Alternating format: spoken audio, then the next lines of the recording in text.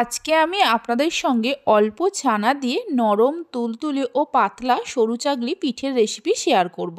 আর এইভাবে বানালে একটুও প্যানের গায়ে আটকে যাবে না। আশা করি রেসিপিটা আপনাদের ভালো লাগবে।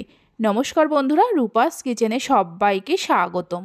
তাহলে চলুন রেসিপিটা দেখে নেওয়া যাক। শুরু থেকে শেষ পর্যন্ত দেখার জন্য আপনাদের কাছে অনুরোধ রইল।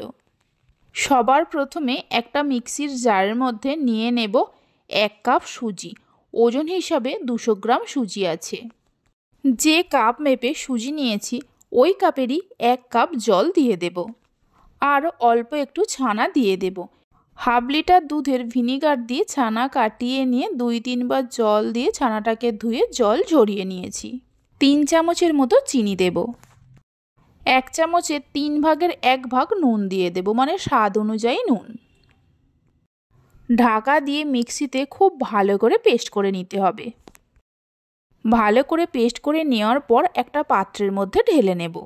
সুজির পেস্টটা ঢেলে নেওয়ার পর ওই মিক্সির জারের মধ্যে আরও হাফ কাপের থেকে একটু বেশি জল দিয়ে দেব। সেই জলটাও এর মধ্যে দিয়ে দিতে হবে, মানে এই ব্যাটারটাকে পাতলা করে তৈরি করতে হবে। মিক্সির জার ধুয়ে জলটা দেওয়ার পর এর মধ্যে দিয়ে দেব 4 চামচের মতো ময়দা। ময়দা দেওয়ার পর খুব ভালো করে মিশিয়ে নেব। এইভাবে একবার অল্প ছানা দিয়ে সরু চাগলির রেসিপিটা বানিয়ে দেখতে পারেন। আশা করি বাড়ির সবাই খুবই পছন্দ করবে। আর বাড়িতে বানালে খেয়ে আপনাদের কেমন লাগলো অবশ্যই আমাকে কমেন্ট করে জানাবেন। দেখুন, ঠিক এইরকম একটা পাতলা ব্যাটার তৈরি করে নিতে হবে। ব্যাটারটা তৈরি করে নেওয়ার পর গ্যাসের ওপর একটা ফ্রাই প্যান বসিয়ে দেব। ফ্রাই প্যানের মধ্যে 2-1 ফোঁটার মতো সাদা তেল দিয়ে তেলটা খুব ভালো করে লাগিয়ে নিতে হবে। প্যানটা গরম হলে 1 হাতা করে ব্যাটার নিয়ে প্যানের মাঝখানে দিয়ে দেব।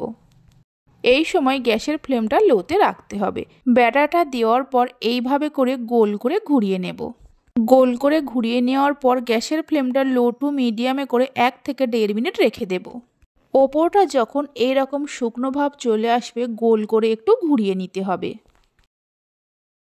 ভালো করে লক্ষ্য করে দেখুন সরু চাগলি পিঠেটা চারিদিক থেকে কেমন ছেড়ে ছেড়ে আসছে। ব্যাটারটা যদি ভালোভাবে তৈরি করে নেওয়া যায় তাহলে কিন্তু একটুও প্যানের গায়ে আটকাবে না। এবার পিঠেটাকে ভাঁজ করে নেব। আর দেখুন প্যানের গায়ে কিন্তু একটুও লেগে নেই। এইভাবে করে সবগুলো সরু চাগলি পিঠেকে তৈরি করে নিতে হবে। রেসিপি ভালো লেগে থাকলে অবশ্যই একটা লাইক করবেন, বন্ধুদের সঙ্গে শেয়ার করবেন। ভালো লাগলে চ্যানেলটি সাবস্ক্রাইব করে পাশে থাকা বেল আইকনটি প্রেস করবেন নতুন রেসিপির আপডেট পাওয়ার জন্য। নলেন গুড় বা খেজুর গুড় দিয়ে এই পিঠে খেতে দারুণ লাগে। এই পিঠেগুলো খুবই নরম তুলতুলে হয়। দেখুন প্রত্যেকটা পিঠে কত সুন্দরভাবে তৈরি হচ্ছে। সবগুলো সরু চাগলি পিঠে তৈরি করে নেওয়ার পর একটা পিঠেকে আমি হাতের মধ্যে নিয়ে দেখিয়ে দিচ্ছি। দেখুন কতটা পাতলা হয়েছে আর কত সুন্দর হয়েছে। তাহলে চলুন ভিডিওটা আমি এখানেই শেষ করছি। আপনারা সবাই ভালো থাকবেন, সুস্থ থাকবেন। ধন্যবাদ।